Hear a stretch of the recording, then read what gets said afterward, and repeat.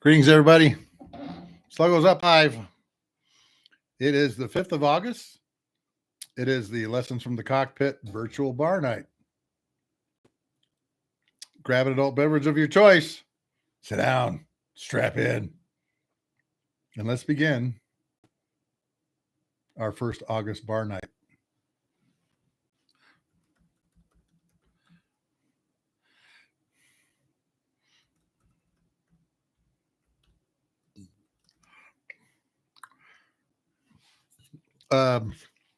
I'm typing in the agenda right here, okay? Talk about the Blackhawk CRJ crash. There is some pretty chilling revelations coming out from that. So we're going to talk about that. Next thing I want to talk about is Red River Valley Fighter Pilots Association.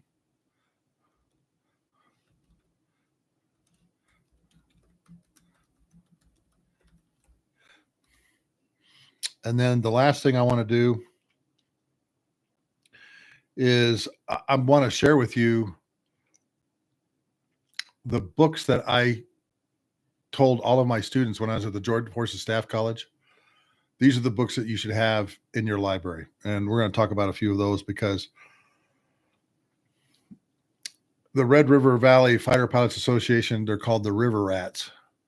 And I've recently been contacted by them and may be volunteering with them soon. They've got a wonderful museum in Bowling Green, Kentucky. And I just want to talk a little bit about the association, okay? And then my military / we'll call it geopolitical book list. All right. So if you guys are hearing me out there, let's start chatting, please. Greetings to everyone. Back home here in Salt Lake City, and I'm here for a couple of weeks. Hey, Gwendolyn, welcome. Not seen your name before. Welcome to the virtual bar night for the Lessons from the Cockpit show. I'm your host, Mark Hasera, and for 24 years, I flew KC-135s, flying all over the world, passing gas for a living. Okay. Oh, good. Third show. Thanks, Gwendolyn. Supreme Eater, welcome back. Good to see you up. I love flying tankers, folks. It was a great mission. I got to do a lot of great things. Those of you that have my book, Tanker Pilot, have read a lot of good stories about it, seen a lot of great pictures. You can see I've got one stuck up on my wall here. That's 8874, which was my airplane when I was stationed in Okinawa, Japan. So let's start with the three things I want to talk about tonight. Have all of you read or seen some of the reports that are coming out from this Blackhawk CRJ crash in Washington, D.C. over the river, the Potomac? Hey, Tommy, how you doing? Folks, the things that you're hearing are chilling. And one of the things, I'm going to have my good buddy Taz back on because he wants to talk about the infrastructure that we have in the United States for air travel. And it's not a pretty picture. And I think, and I feel that that antiquated system had something to do with this crash. My good buddy Taz has flown into the Washington, D.C. area many times. He's stationed out of Dulles, flies for one of the big majors, but has flown into Reagan National a lot. And he's told me on numerous occasions he's had, hey, Michelle, welcome. How you enjoying the book? On numerous occasions, he has had near misses flying down the Potomac. And it's an approach that brings you down the water. In this particular case, the CRJ was the controller in the tower says, hey, we want you to land, circle to land on this runway, which is something that we're often asked. I've circled to land on numerous runways. During that circle approach, a Blackhawk helicopter was flying through a corridor that basically is underneath the approach path. That corridor is capped at 200 feet. Well, apparently, oh, thanks for letting me know that. I don't know why that's happening, man.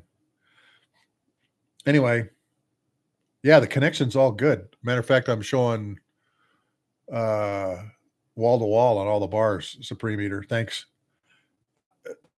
Just let me know if it starts getting really screwy. Anyway,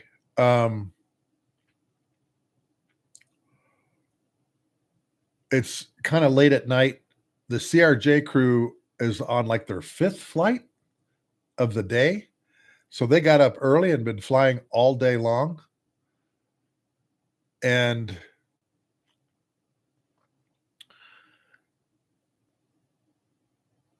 in the cockpit voice recordings from the helicopter is what has me concerned. Where you have a pilot that doesn't fly a lot with an instructor, an experienced warrant officer that does fly a lot. And there's some conversation and communication in the cockpit that is now coming out and coming to light that is chilling to me. Evening, Wayne. And one of the things that I learned, particularly as an instructor, is you are the pilot in command of that aircraft. It doesn't matter that the person sitting next to you may outrank you. Your first priority is the souls on board that aircraft. And many times I would go into flights, particularly with certain crew members, with the attitude of these people are going to try and kill me. Now, I know some of you are out there thinking to yourself, really? That's not a real positive attitude. Well, actually it is.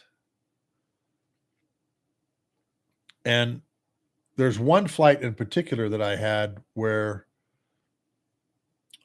I was about halfway through it and was very concerned, which we'll get to in a minute. The warrant officer instructor pilot in the helicopter, I think, had pretty good situational awareness on what was going on. I do not think the CRJ aircrew knew that helicopter was out there below them. Because you have to remember, when you're doing what's called a circling approach, it's a visual approach. They were doing it at night. They were doing it late at night, around 9 or 10, if I remember right. And they'd been flying all day. And so they're looking this way. Literally, the runway is on this circling approach is at about their 10 to 11 o'clock. So anything coming from my right, I'm probably not going to see. It may be lit up. It may not be lit up. It doesn't matter. When you're looking this way, your peripheral vision back here behind you is not real good. And so, in my opinion, I don't think the CRJ crew knew the helicopter was there until just before it hit. And from what I understand, it hit forward of the wing route. But the helicopter was out of position. And that's the other thing. Yeah, Wayne, exactly. And you know what, Wayne? Wayne, you bring up a really good point, okay? I had boom operators on my crew, and they would call things out to me too. Because, you know, their tail ends are going to hit the ground a nanosecond after mine does. And you really have to be vigilant as crew members on board in a situation like this. There should have been heightened awareness by the helicopter crew. Hey, there's a lot of airplanes coming into Reagan National that are circling right now. And there's a lot of traffic coming in to DC at that time, okay? The other thing is this is all a crew effort. And of course, in the CRJ, the pilots are flying the aircraft and they're concentrating on where they're getting ready to land. They are analyzing their landing environment and they are looking this way with a helicopter that's approaching them from this side. And their whole focus, and again, they're and Wayne, correct me if I'm wrong, they're only like a mile to a mile and a half off the end of the runway. They're really close. So at a mile, you're supposed to be at about 300 feet. On a typical flight path, glide path to the runway, a mile and 300 feet is where you're supposed to be at. 2 miles, 600 feet. It's just ingrained in you. And most instrument landing systems, most approaches are a 3-degree glide path. And so at 1 mile, and remember, we're talking nautical miles, 6,000 foot mile, you're supposed to be around 300 feet. The corridor going underneath them was capped at 200 feet. The helicopter was flying at 317 feet, I believe, 317 or 327 feet. They were 117 to 127 feet out of their corridor. The way I read this is the crew chief on board knew that, hey, we're not where we're supposed to be.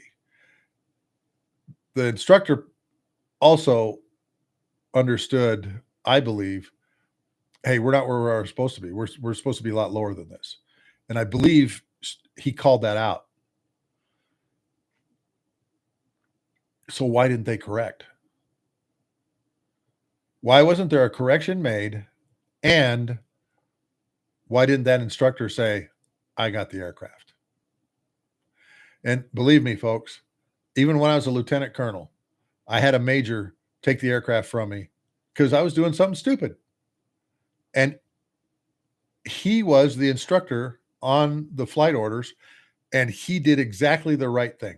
There should be no rank in the cockpit whatsoever. But there was no correction made.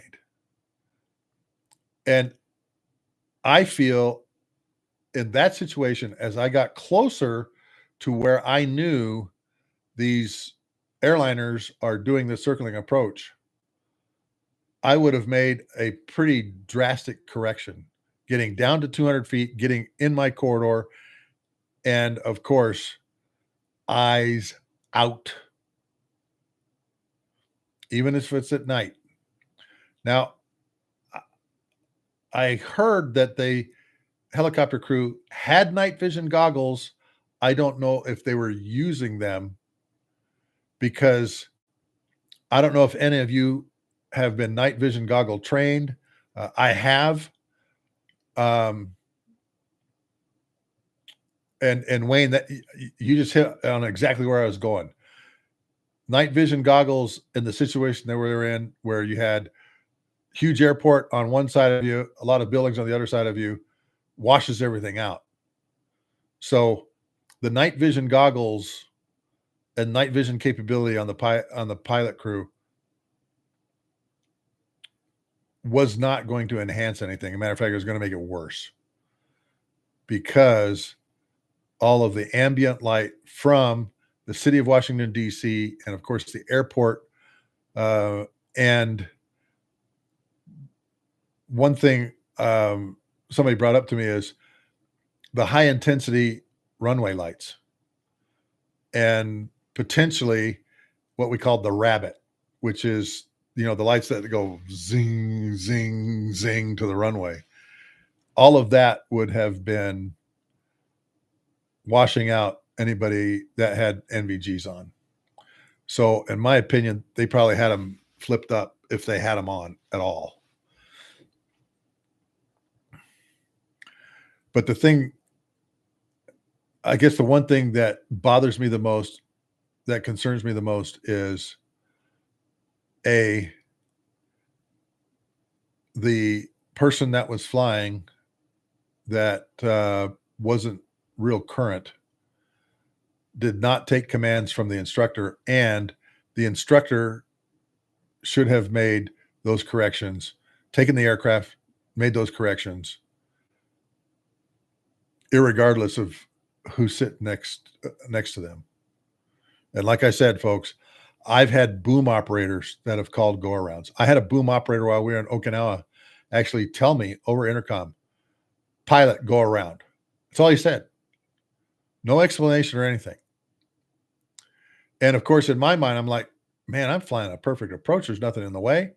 But I had briefed in our pre-mission brief, if you see something, say something, and say, go around. And so I said, okay, crew, we're going around. The boom sees something that I don't. And we went around. And on outside downwind, as we're getting ready for another instrument approach, he told me, I just wanted to see what you do. And in our debrief, I told him, I said, thank heavens you did. Because this was a real learning moment and a teaching moment. All right. I'm a captain. I was flying with a first lieutenant, and the boom operator we had was a sergeant. And I can't be worried about what does he see that I don't see and continuing the approach. He sees something. It may be birds. It may be something on the runway. It doesn't matter. Something that's trying to get across the runway. And believe me, in Okinawa, we had a lot of birds. I've had more bird strikes flying in Okinawa, Japan than any other place I've ever flown. Because you have everything from seagulls to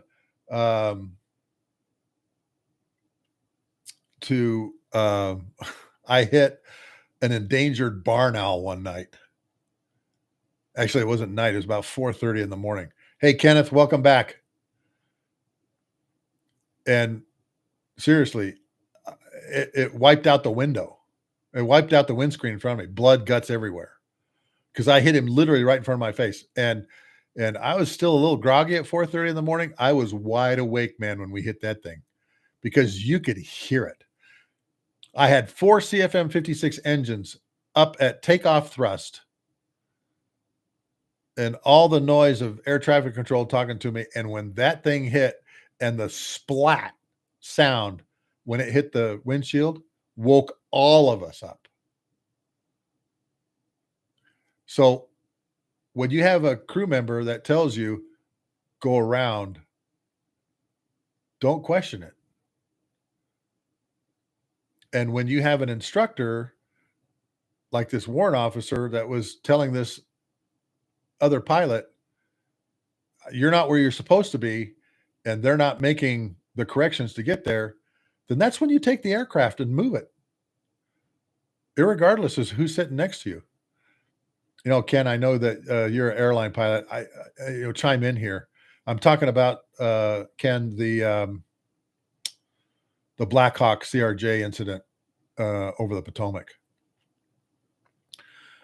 And folks, that should also be something, you know, in your flying careers that I hope you remember. That's one of my lessons learned. The navigator sitting behind me, he's watching the approach, or she's watching the approach. And if they see something wrong, tell me to go around. And I'm spring loaded to go around. Because I'll tell you, if you don't go around and continue the landing, you're going to hear about it on the ground, and it is going to be something that the whole squadron is going to know about. It's a reputation thing. And even though that boom operator said to me, I just wanted to see what you do, I did the right thing. And he told everybody else in the squadron. I told him to go around for no apparent reason, and he did. My pilot did. And it was a good teaching and training moment for my crew.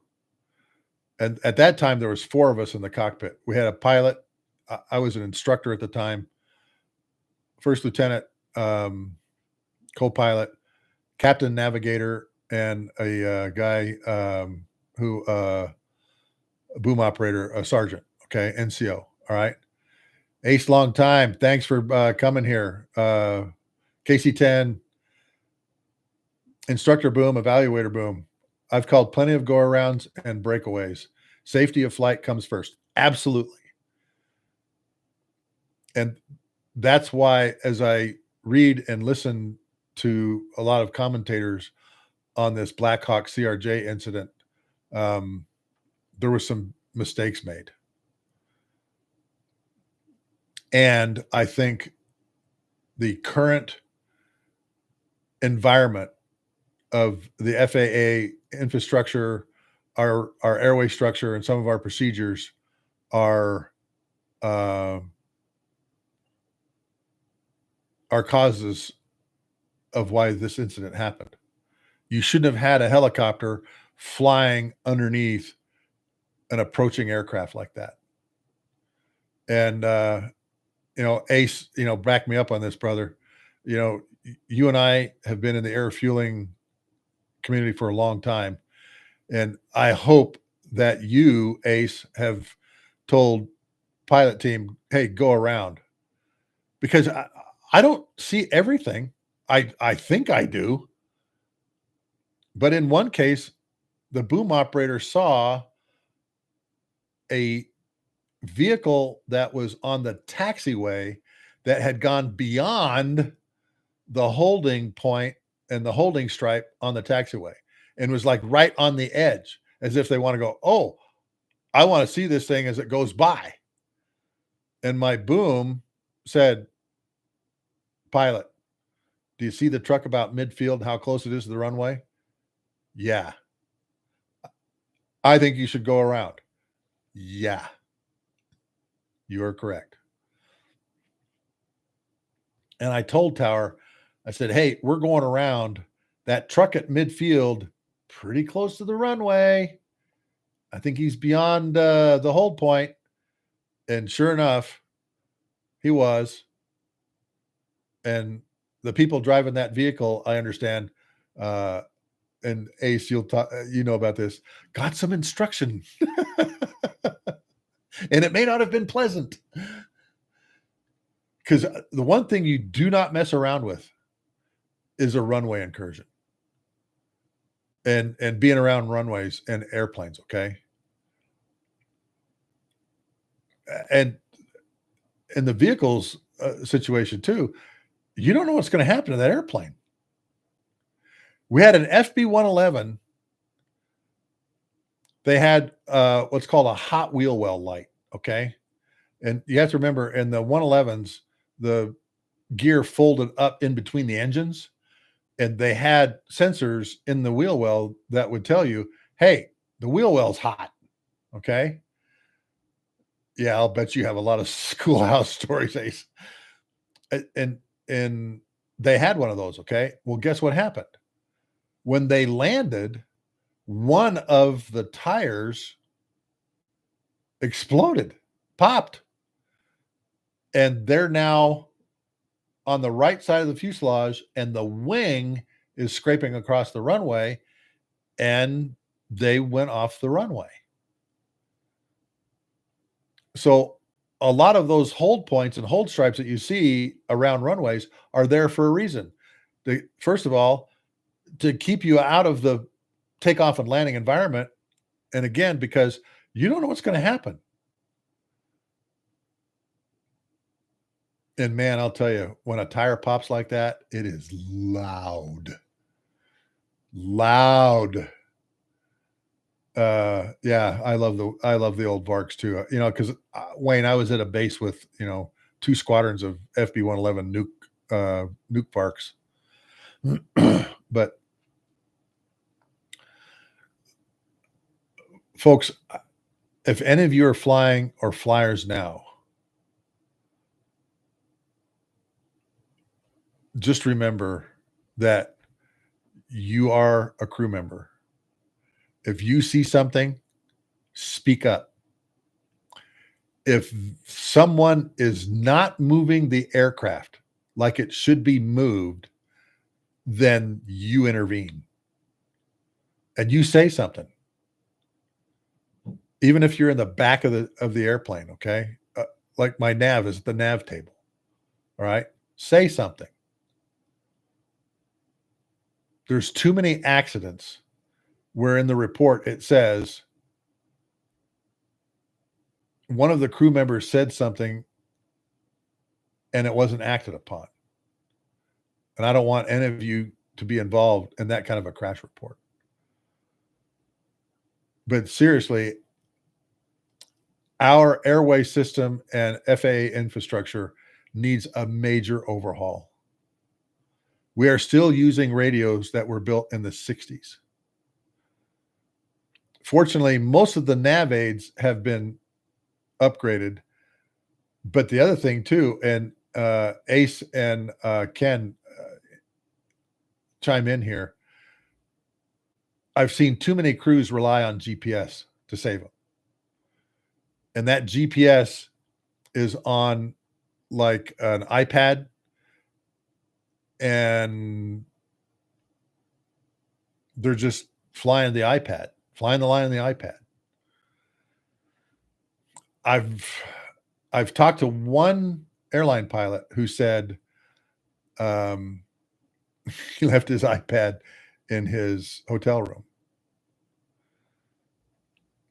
But he had come into the Air Force back when we made like strip charts.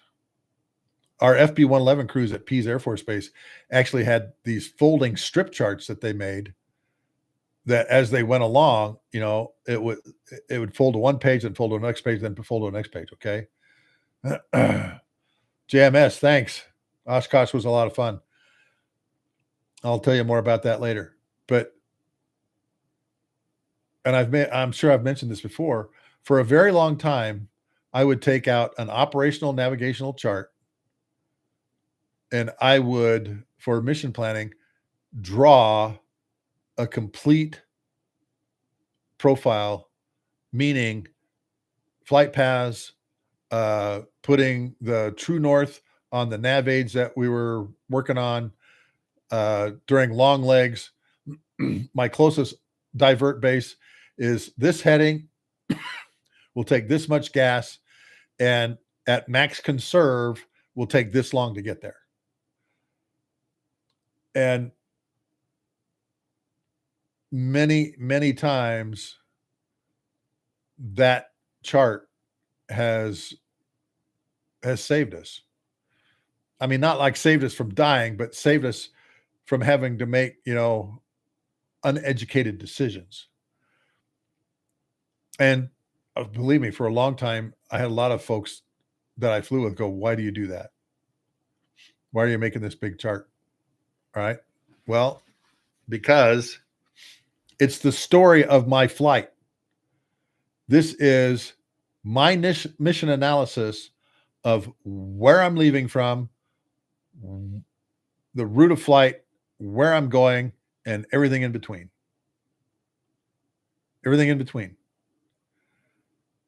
And sometimes your mission planning needs to be more detailed, particularly when you have weather or you're flying at night. I paid really close attention to the detail on this chart that I made when we're expecting weather and when we were flying at night. Always drew it out. And remember, when I started, we had INSs, okay? And they were inertial INSs with mass accelerators in them, not GPS aided. Later on, the KC-135 got GPS aided ring laser gyro INSs, which were fabulous. But it wasn't uncommon for us to land at Pease Air Force Base and our position and parking versus what the INS was telling us could be up to 2 miles off, 12,000 feet. And sometimes the INS drifted, and we would do what's called a TACAN mix with it, where you dial in the TACAN, and as you're going by it, that TACAN would update your INS and tighten that position. I'm talking some really old avionics here, by the way, okay? Really old avionics. I'm talking electromechanical stuff that we first flew in the KC-135 when I started in the 80s. Then we went to the Pacer Crag system that had, it's called IGGY. It was an embedded GPS in the ring laser gyro. And I remember we flew from, where was it? Rota, Spain, across Iceland, Greenland, Hudson Bay, and into Spokane. And when we did the shutdown procedure for the navigation system, you're supposed to figure out, okay, here's the lat long of the parking spot versus the lat long of where the system thinks it is. We're only off 307 feet. 307 feet. Where I was used to in SAC days being off 2 to 3 miles. Well, our infrastructure for air travel has not kept up. They've put Band-Aid fixes on things, and I'm hoping to have Taz back on because he's going to talk about this crash, and he's going to talk about what needs to happen to the infrastructure in the United States to make it safer. Because, and remember too, folks, we've collapsed the system down. We've got so many airplanes flying now. We used to fly 4,000 feet. Now we're flying 2,000 feet. And the altitude and position of the aircraft with GPS and these ring laser gyros has allowed us to do that and bring things closer. But now there's more airplanes flying. And Gwendolyn, you also bring up a good point here, automatic AI. I would really like somebody, Gwendolyn, to explain to me, what does that mean? What does the automatic AI system going to do for us? What are expectations or objectives? And how that's going to work, okay? And see, Gwendolyn, you just brought up the point that, and again, I'm old school, and I will tell you I'm old school. All right, no humans in the loop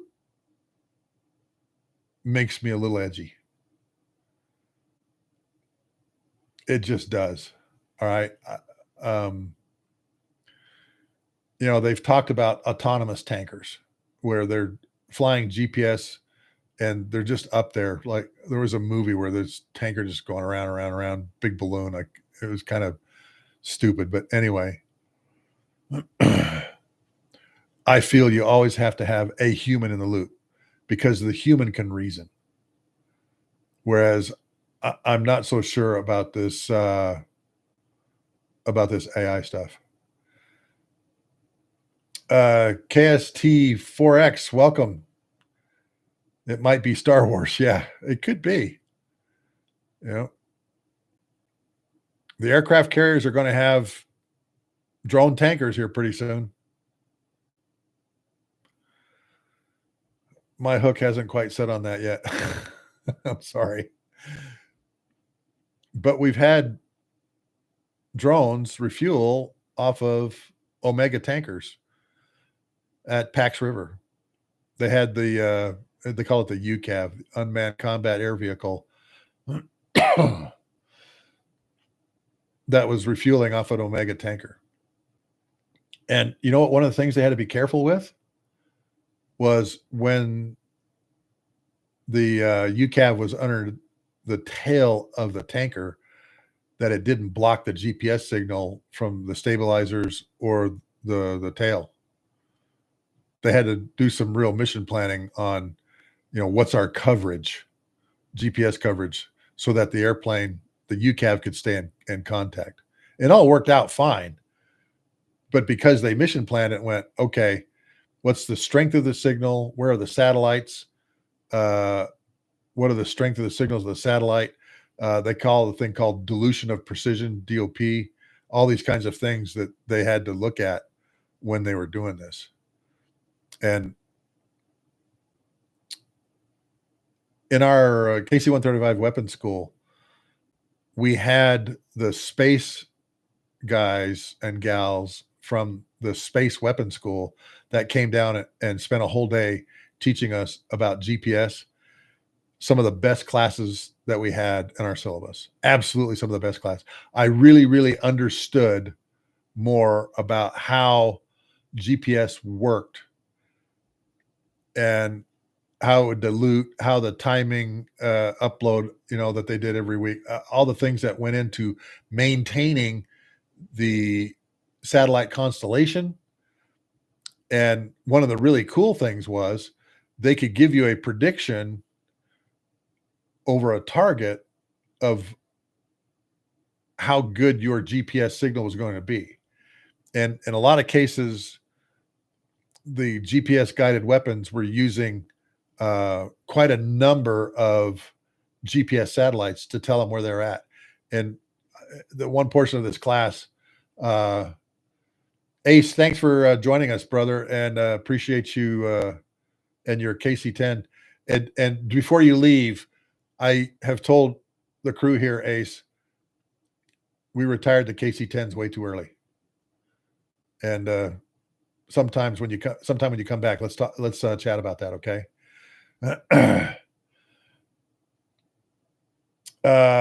Uncle Willard, thank you for that.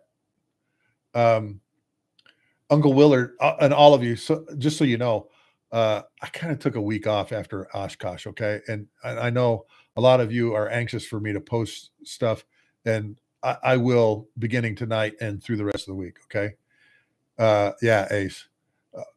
Ace, I think we made a big mistake getting rid of the KC-10s, okay?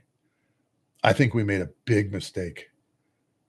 And I tell people, Ace, one of the reasons I think we made a mistake is because the KC-46 still has issues, and the issues are with its refueling system. So, but again, thank you for joining, and I appreciate you being here. All right. Next thing I wanted to talk about. All right. Just to kind of recap, go and look at this Blackhawk CRJ accident. And if you are flyers, take all of that to heart. All right.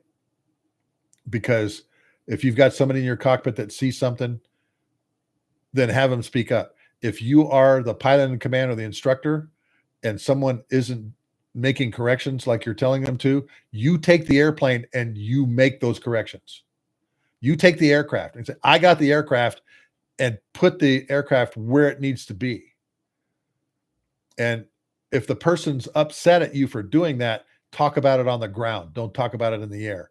We will debrief this. And fortunately, I've only had one or two people that have gotten upset with me when I said, hey, I got the aircraft. Anyway. Yeah, Kenneth. And that, Ken, isn't that true? How did those guys get around in the DR1 and the Spads, man? You know, and that may just be rote memorization of what you saw on the ground, but again, the battlefield is changing. So, next on the agenda, how many of you know or heard of the Red River Valley Fighter Pilots Association, the River Rats? Just comment in the chat here if you've heard of them.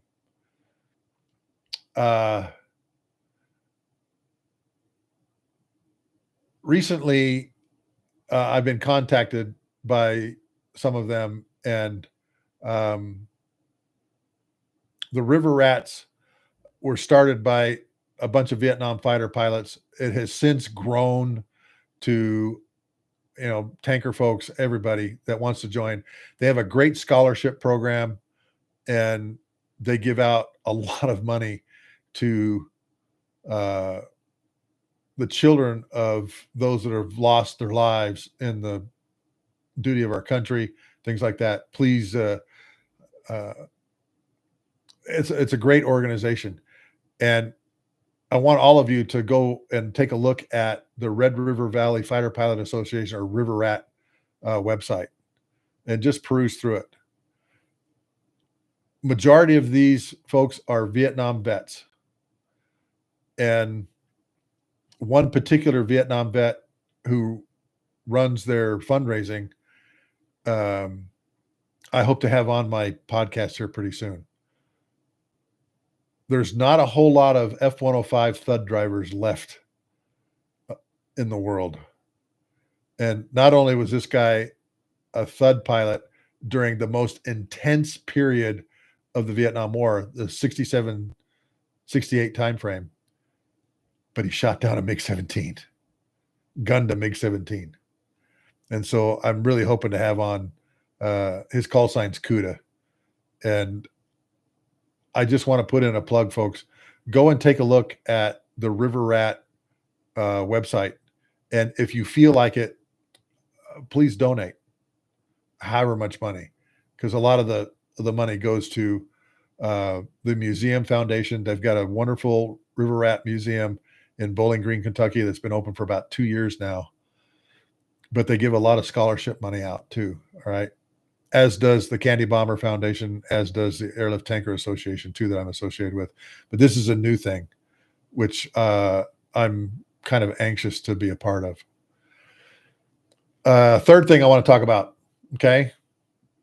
Yeah. 100 missions and a mustache. Mustache March in honor of Robin Olds. Oh, man.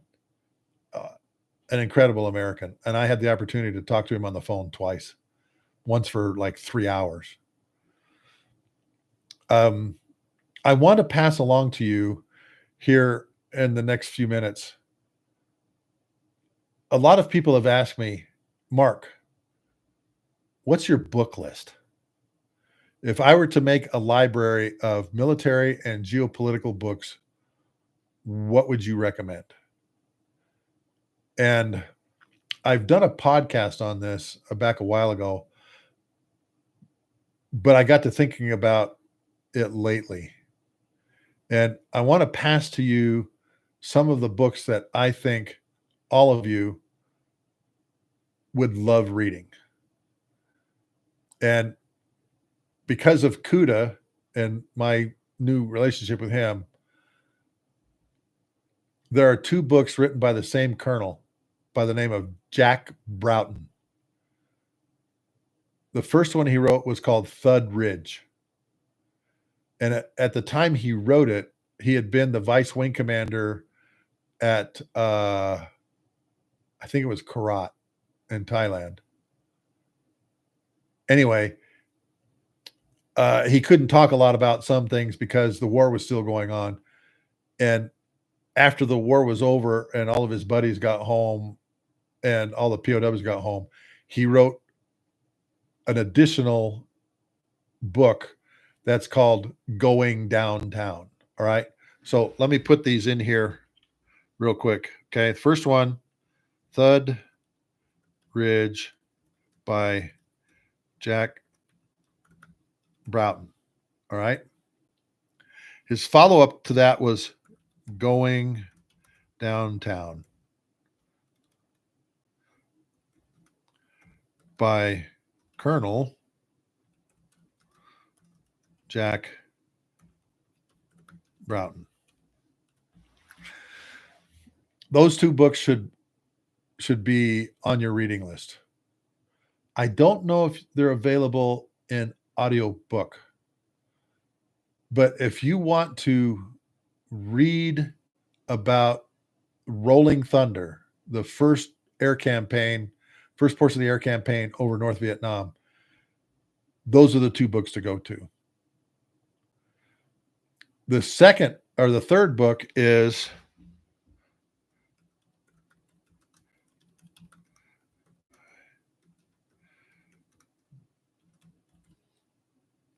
Fighter Pilot by Robin Olds. These three books give you an incredible insight into the Vietnam War. Flying missions over Hanoi, SAM shooting at you, guns shooting at you, MiGs flying by.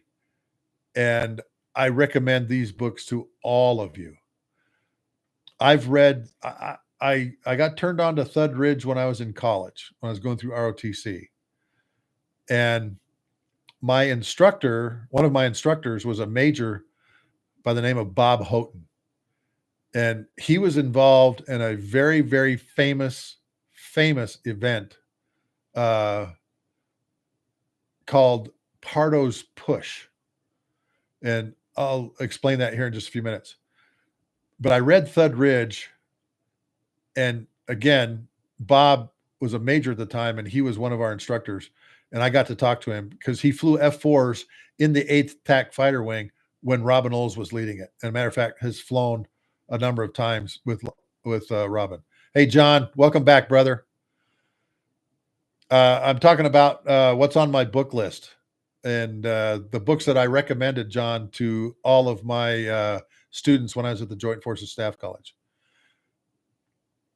But these three books on the Vietnam War should be in everybody's library. Because they're just fabulously written by fighter pilots that are doing the mission.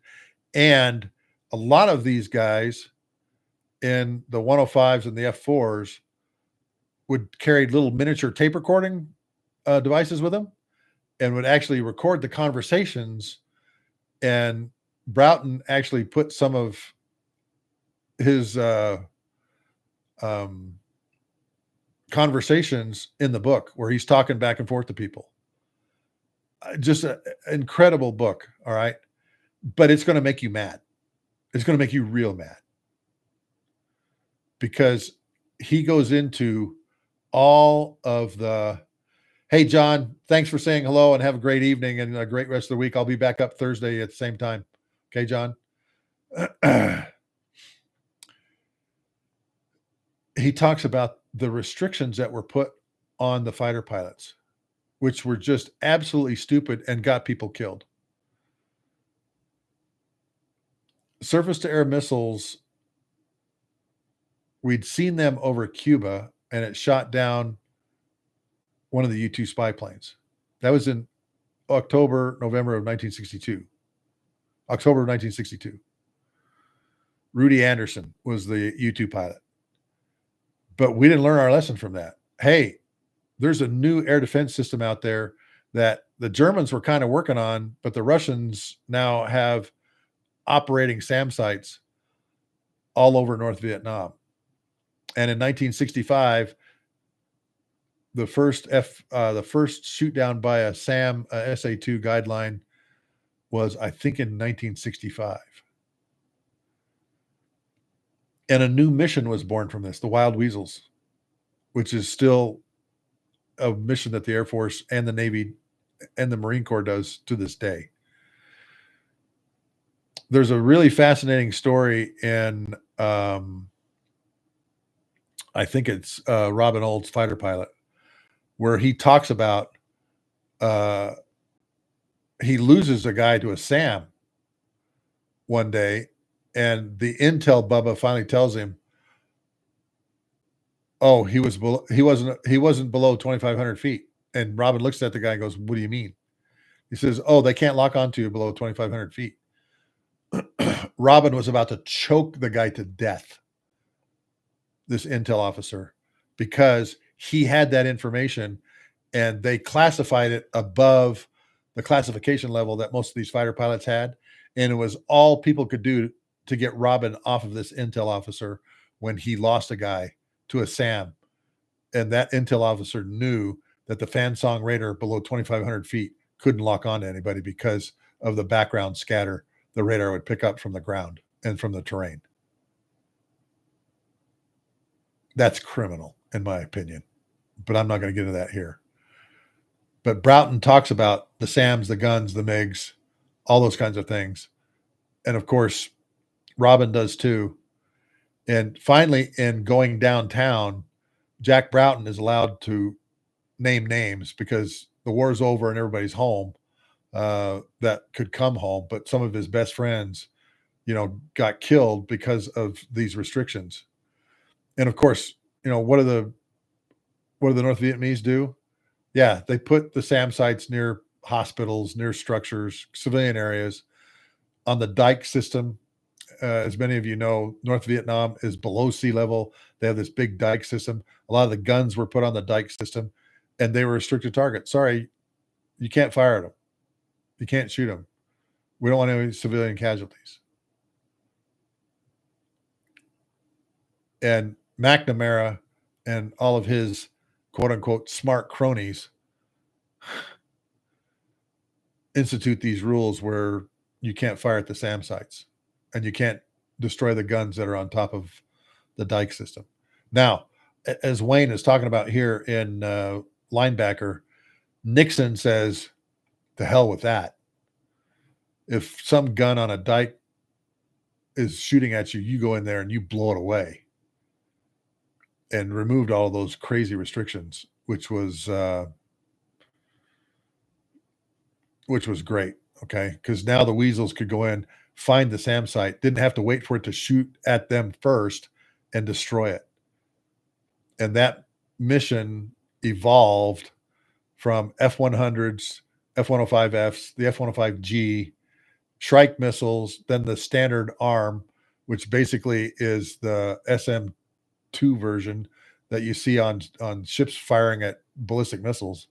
It's like the early version of that made into an anti-radiation missile.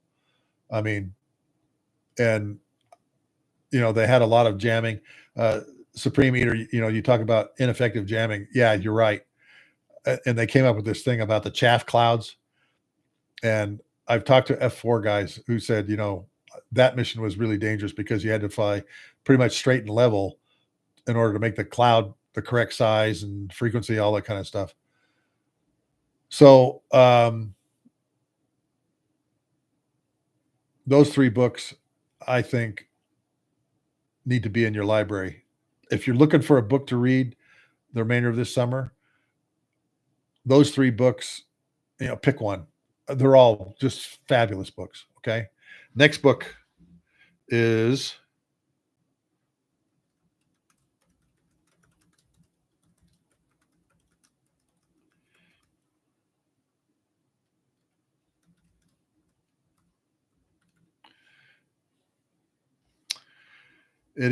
by a special forces guy that was a Delta Force commander. Okay. It's called, again, I'm typing it in here so you guys can see all this. All right. It's called The Men, the Mission, and Me. Folks, this is a fabulous book. Pete Blaber was the commander of a group of folks that you won't hear a lot about. They were called Task Force 20. It was Australian SAS, British SAS, Delta, SEAL Team 6 in one unit. And they were basically told, go out and make chaos amongst the Iraqi military. But Pete Blaber had another very important mission that he did too. And this is the one that is just riveting to me in this book. Many of you probably don't know the name Ali Muhammad. Ali Muhammad was an Egyptian soldier that wanted to become a member of U.S. Special Forces. He speaks like 4 languages, Middle Eastern. He had been a major, I think it was a major in the Egyptian army. I mean, a lot of experience. Came to the United States, wanted to become a Special Forces, particularly in Delta Force, and they said no. And so he was at Bragg, and they were like, this is what I want to do. And so he ends up becoming an Army soldier, gets in the Army soldier. He's teaching basically the people at Bragg, here's the Middle Eastern mindset, here's how they think, here's how they do things. And the Afghan-Russian war is going on. And he says to his commander, I want to go over there and come back and report to you. And of course, his commander goes, no, you won't. We can't have an American soldier over there involved in this. He goes, seriously, let me go do this. And the commander goes, no, are you crazy? So Ali Muhammad comes back a day or two later and says, I want 30 days leave. I got more than 30 days leave. Can I take 30 days leave, go back and see my family? And they go, yeah, okay. And so they sign the leave chit. He gets to Cairo and keeps going east, goes to Afghanistan, and is actually working beside the Mujahideen and bin Laden. Well, he comes back home, tells his commander, hey, I just spent 30 days over here doing this. You need to know what's going on over here. And of course, they just explode at him. And he goes, well, crap, if you guys don't want me, they do. And he basically packs up Army doctrine books and everything and brings them over with him and starts fighting with the Mujahideen and then starts fighting with bin Laden. And he's the guy that did a lot of the intelligence and planning for the bombings at Dar es Salaam in Kenya and the other location. I can't remember the name of it off the top of my head. Well, they capture him. They bring him back to the States. They have this trial and everything, and they put him in prison in New Jersey. Blaber finds out about that. And so Blaber gets permission somehow to go up to where he's being held. Okay. Tanzania. Thank you, Wayne. He basically goes up to where Ali Muhammad is being held, and he gets permission to go in and talk to him. And Enduring Freedom had been going on for about 6 months, but it's winter time. And so things have kind of slowed down. They don't know where bin Laden is. And he goes, maybe he knows. And he gets permission to go up there, and he actually gets to sit down with Ali Muhammad. And Ali Muhammad looks at him and figures out who he is almost right away. And this is in one of the chapters in the book. Ali Muhammad looks at him and goes, you Special Forces. And Pete's like, no, I want to know where would I kind of be hiding and everything like that. He goes, no, you are Special Forces. You're too fit to be anybody else. You're not a civilian. You're too fit to be anybody else. And finally, Pete, says, this is who I am. And Ali Muhammad says to him, take me with you. And of course, all the guards and the prison people are like going, he ain't going anywhere. He's not going anywhere. Take me with you. And Blaber puts a map of Afghanistan down in front of him. And Ali Muhammad is like turning it with his hand and everything and playing around with it, but he's not looking at it. And he's telling Pete, he goes, "You want to find bin Laden?" No. He goes, "Well, yeah, you take me with you. I'll help you find him."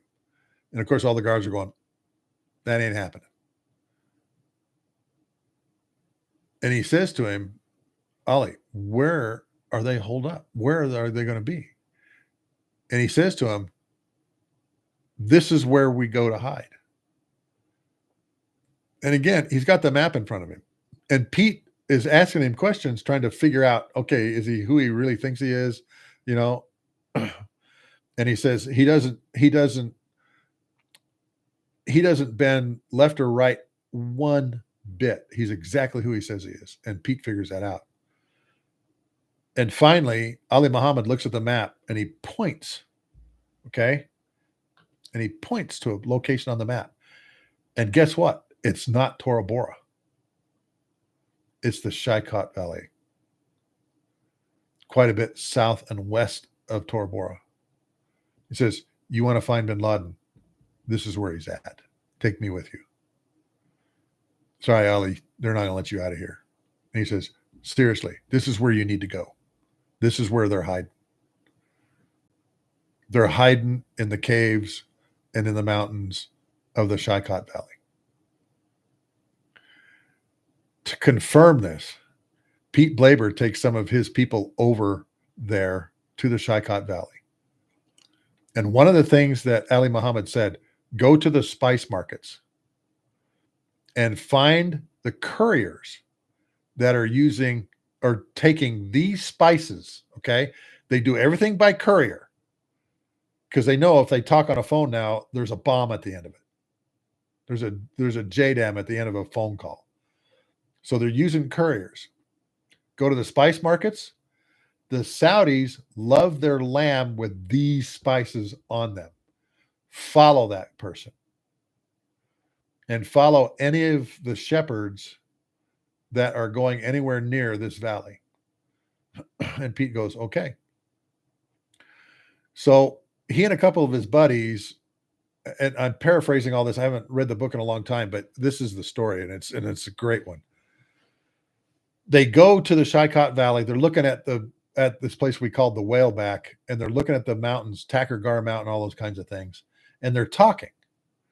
And of course, their guide doesn't speak any English, none whatsoever, has no idea what the conversation is. And during the conversation, this old shepherd dude, Afghan Pashtun speaker, takes his like shepherd's staff and he points Top Valley, Takur Mountain, the Whaleback, all those things, and says two words in English: bin Laden. And they all go like this, like, what? And the old shepherd points and says, bin Laden. The old shepherd knew he was up there.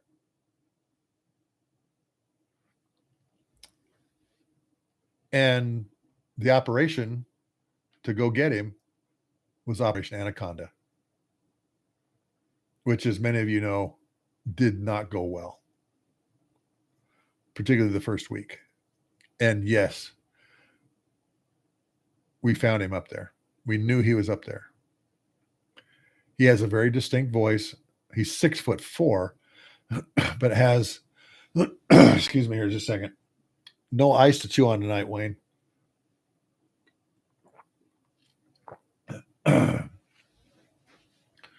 The first week goes terribly wrong. B-52 drops a JDAM on our own troops because the ETAC reads his location, not the target, kills a bunch of folks. We were supposed to have 55 minutes of intense bombing. It lasts for 3 minutes. And then a ceasefire is called. But the really criminal thing is Pete Blaber and his Delta Force Special Forces bubbas are taking off some of these high value missions because they have to spread the wealth. Well, spreading the wealth got a bunch of people killed. And Pete Blaber's book, he talks about his lessons learned, the things that happen, and he applies it to like daily life and business and things like that. Great, great book. Okay. And I can't remember which chapter is the one where they're getting ready to go into the Shaikat Valley, but he goes through this whole thing about him being with Ali Muhammad and getting, I mean, just really, really crisp intelligence. Okay. And Ali Muhammad hadn't been up in those mountains for a couple of years, but he knew that's where bin Laden is. That's where he's hiding out. Again, he's moving the map and he's not even looking at it. Okay. And when it comes time, he just points. He goes, he's right here. He's right here in this valley, somewhere in these mountains behind him. And sure enough, that's exactly where we find him during Operation Anaconda. All right. Next book.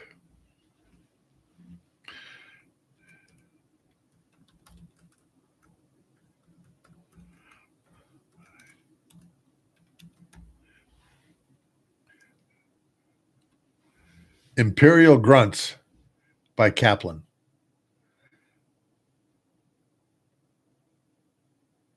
This is another one of those great books, okay, that I think all of you would enjoy. And he talks about how Army, ground forces, and everything are, and historically have been, the empire builders. And some of the things that he talks about, geopolitics of military actions and everything like that in this book, Imperial Grunts. Hang on.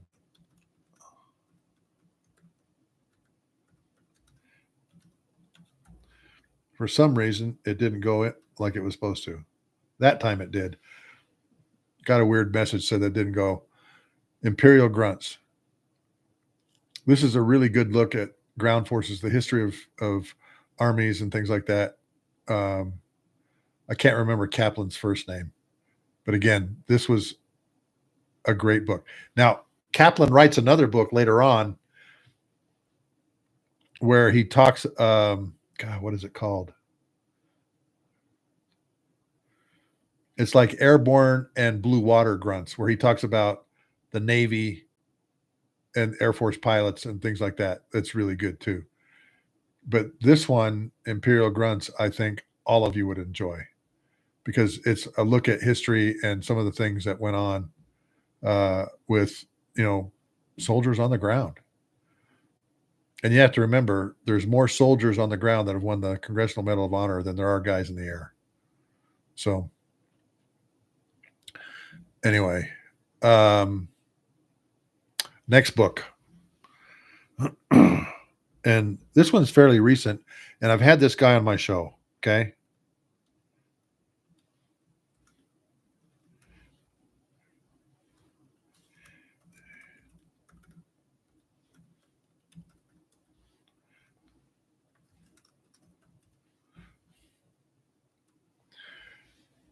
Razor 03, A Night Stalker's Wars by Al Mack, okay?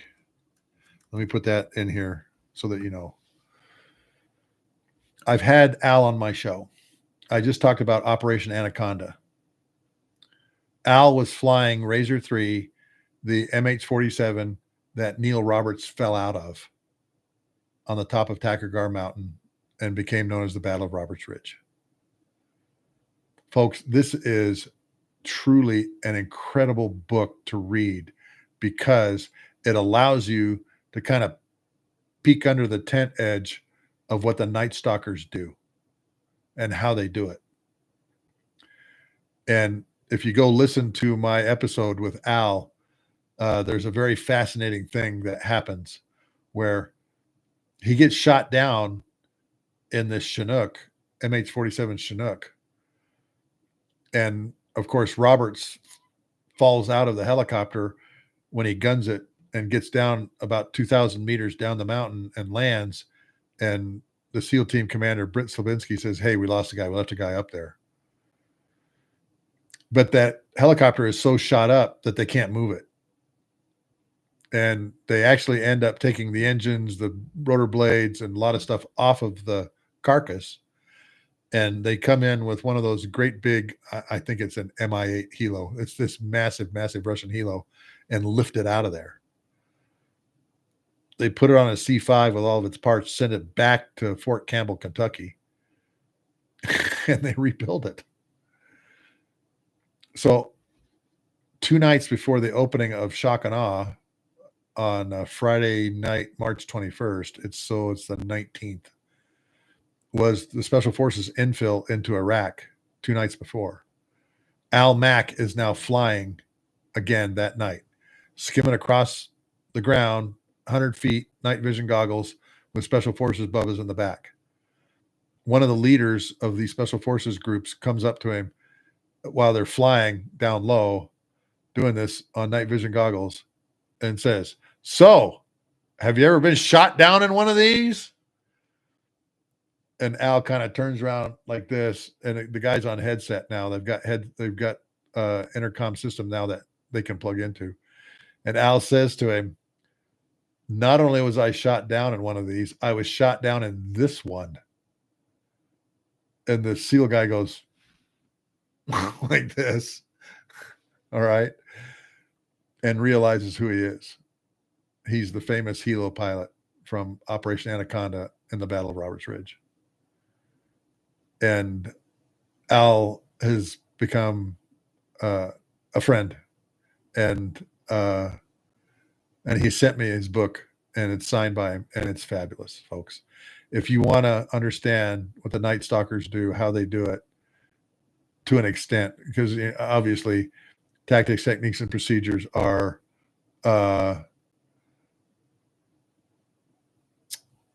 classified, but he talks about some of the missions. He was involved with getting the SEALs to the Captain Phillips situation. I mean, all kinds of great stuff. Okay. All right. Okay, folks, we've been going for a little over an hour, and I'm going to stop here. And Thursday night, I'll go over some more books for you. Okay. But start with this list: Thud Ridge, Going Downtown by Jack Broughton, Fighter Pilot by Robin Olds, The Men, the Mission, and Me by Pete Blaber, and then Imperial Grunts by Kaplan. All right. Yeah, you're welcome. Yeah, Ken, you're right. Same actual helo. Can you believe that? When he told me that on the podcast, Ken, I went, you've got to be kidding me. He goes, no, He says they literally put that thing all back together again, and I don't know if you've seen pictures of it. There's actually some really good pictures of that helo all shot up in its crash location. It took an RPG to the battery compartment, which is right behind where Al was sitting, and blew it to smithereens. All the electricity went out to the guns and everything. I mean, just crazy, crazy stories. But his book is fabulous book. Okay. So you've got some good reading for the next couple months. Hopefully you guys and gals will pick some of these up. Michelle, you still there with us? Hopefully you'll go out and pick some of these up and listen to them, folks, because they truly are excellent books. I had 25 books on my reading list. And believe it or not, the library folks at the Joint Forces Staff College, when I gave this book recommendation, 25 book list, they actually went out and had a whole bunch of them put into the library at the Joint Forces Staff College. Man, I was really, really happy about that. Yeah, Stephen, real world stories. But you know what, Stephen? The best thing about it, the real world stories, is in these books, maybe not so much Imperial Grunts, but in Thud Ridge, Going Downtown, Fighter Pilot, and The Men, the Mission, and Me, there's great lessons learned. Hey, here's what I learned from this, and here's how how it affected my life later on. And that's the whole purpose of my Lessons from the Cockpit show, folks. I ask everybody, what are your top 3 to 4 lessons learned? What's the story behind them? And that's all we talk about. And normally when you get somebody going, all kinds of stories start coming out. And folks, we're going to have some great people on here pretty soon. While I was at Oshkosh, I met the 2 Air Force One pilots that were flying the aircraft on 9/11. Their stories are freaking amazing. Because one of them told me they couldn't find us for 3 hours. And then we showed up at Barksdale.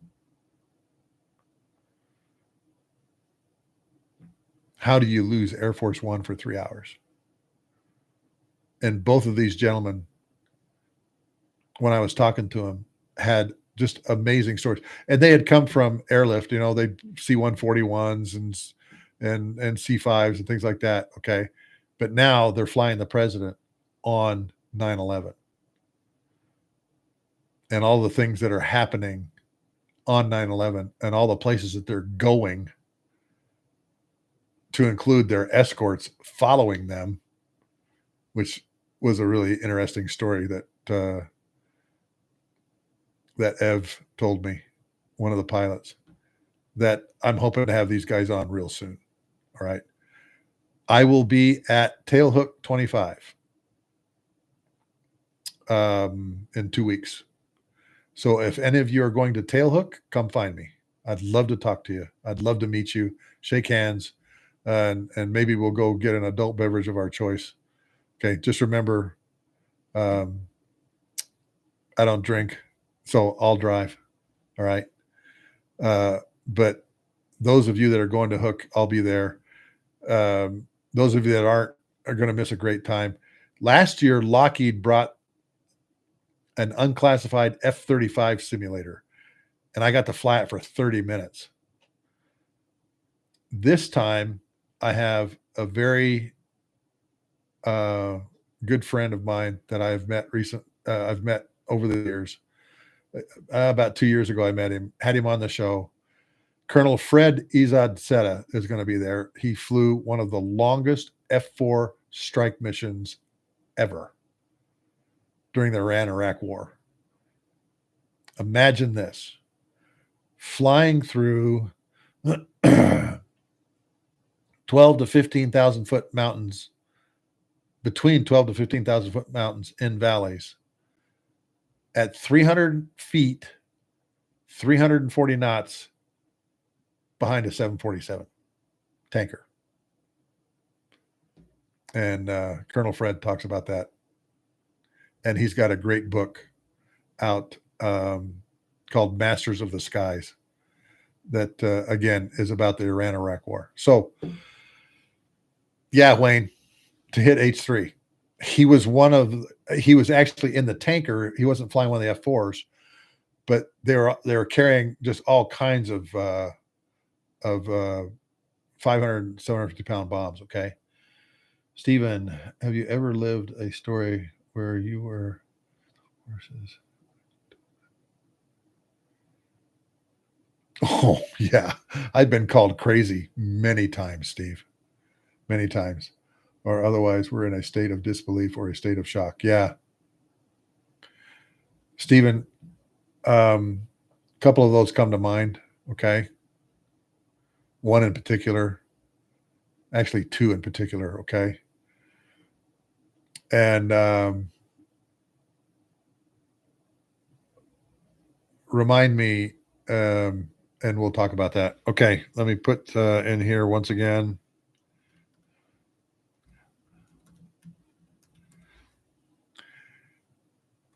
Any of you that want a copy of Tanker Pilot, sell them for $27, $20 for the book that goes to Airlift Tanker Association, $7 to mail it to you. And of course, I sign it. And as Michelle and Jason have mentioned in here, you know, I don't just sign the book. I put a personal note in there And lately, I have been including one of my stickers in the book too. Okay. These are vinyl stickers that go on things like water bottles. The tanker and the Young Tiger Task Force patch peel off. Okay. I've had these on my water bottle, things like this on my water bottle for about a year and a half. And they haven't come off. Okay. Michelle, what were you laughing at? I'm just curious. What made you laugh so hard? What story were you reading?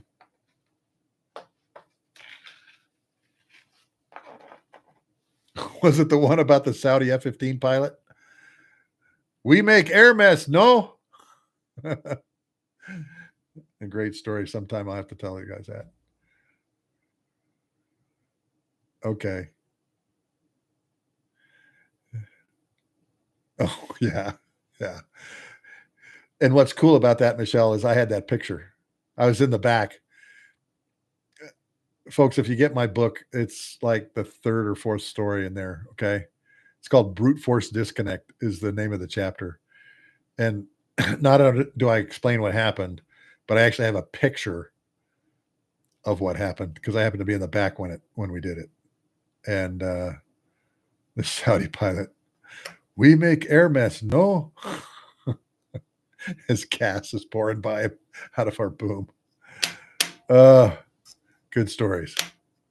Thanks again, folks. My wife has told me, you say goodbye and then you keep talking. And then you say goodbye again, and then you keep talking. Okay. Goodbye. Sluggo out here.